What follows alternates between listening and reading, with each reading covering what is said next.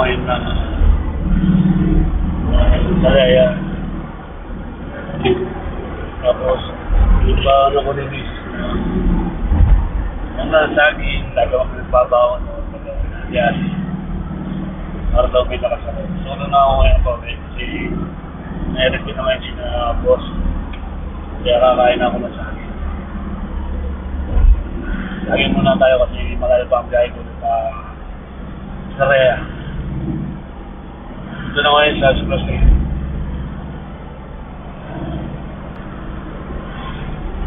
Expressway na ako ngayon. Kaya makakain na ako para titin ang biyahe ko. Hindi na ako ma-stop over.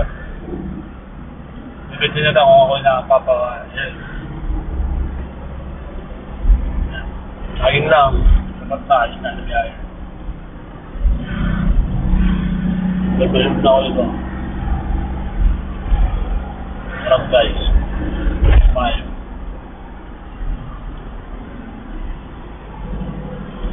Medyo alala ng pasigahe. Gaman tayo na apple na oras yun. Kaya ako handa na. Mga so yun, nakasakaya na ako. Okay guys, bye bye. Ingat lagi sa biyahe ng mga tropa. Kumabit, ingat po. Ayun po.